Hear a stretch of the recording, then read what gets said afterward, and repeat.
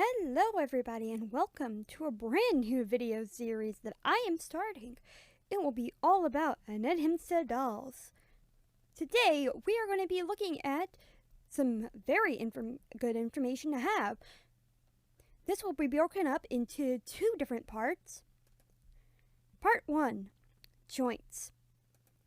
There are 5 joint types: ball joint, cloth fit over, molded joint, and hip joint. Cloth joints. Found on almost every doll except Will and Kitty, the two all-vinyl dolls, these joints are found on all years, typically used on the legs of child dolls to connect the top, the mid-thigh to the cloth torso. Babies or dolls 20 inches, 50 centimeters or less will have these for the head, arms, and legs. Ball joint. The classic ball joint is found on almost all dolls, either near the top or the base of the neck, near the shoulders, such as the example on the right, which is Makimura. Mostly found on early dolls to connect the limbs to the vinyl torso, Kitty and Will are 2 all-vinyl dolls that have nothing but ball joints. It is worth mentioning that depending on the circumstance, the joint might be connected with elastic or with screws. This is something that the Timmy from the 1980s has. But it really depends. Next we have the cloth fit over. The cloth fit over is a plastic joint covered with cloth. The joint was patented in 1997 and was used until 2003, where it was replaced in 2004 with the molded joint. Both the cloth fit over and molded joint are names that I have made up myself because the actual name is just the patent number. I don't think Annette really named them. So, next we have the molded joint. The molded joint is a ball joint held together with screws, first patented in 2004 and was used until production ended in 2009. Club dolls have shoulder, elbow, and knee joints, where other dolls only have shoulder joints and a pivot joint in the middle of the upper arm. Hip joint. The hip joint is a large ball joint found on few dolls. It was only used in 2007 and are only found on 4 dolls: summer dolls Shilin and Toki, and club dolls Lilymore and Pookie. Next we go to sculpting changes and painting changes, but generally just changes in the art style. Today we're going to be looking at the 1986 versus 2009 vinyl dolls. The porcelain dolls are going to be excluded from this. We're just going to be focusing on the artistic differences between her earlier vinyl work and her later vinyl work.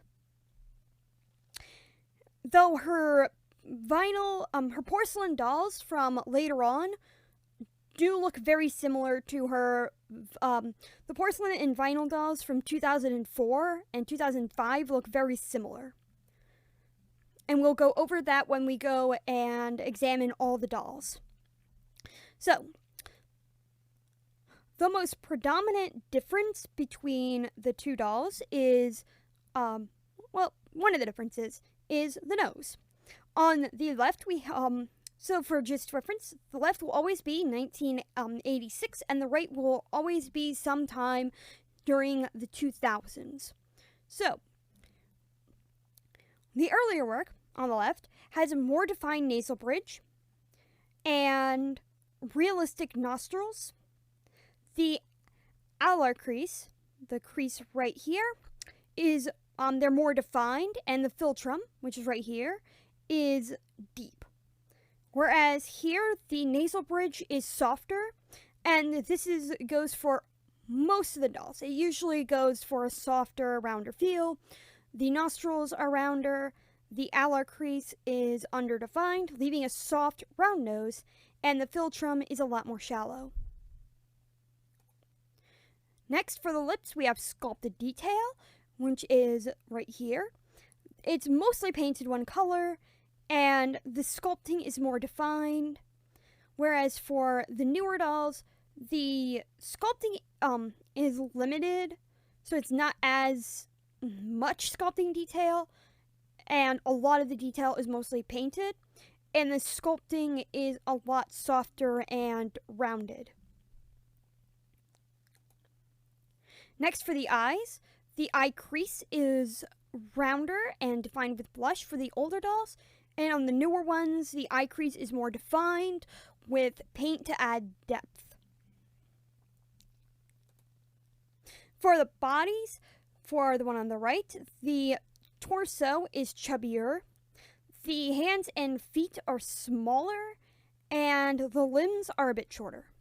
The painting is a bit more limited. For the newer dolls, the torso is narrower. The hands and feet are realistically sized, so they have chubbier hands and feet. The fingers are a bit more chubby. They're more realistically proportioned limbs, so the limbs are slightly longer and more proportioned to the body. And there are subtle details that are painted on. And finally, the painting. For the older dolls, the blush is more basic. Not as many colors are used, whereas for the newer dolls, there's multiple colors added to add depth. There's more patterns, so you can tell that there is more what's the word? There's more texture, that's the word. There's more texture added to the painting for newer dolls. Overall, the differences are really good. And this is what you expect from an artist who started in the 80s to end, all the way to 2009. So, thank you for watching. Next video, we will be going through the porcelain dolls from 1990 all the way to 1997. Thank you for watching. Have a good night. Have a good day. Wherever you are, just have a good one. And thank you for watching. Bye.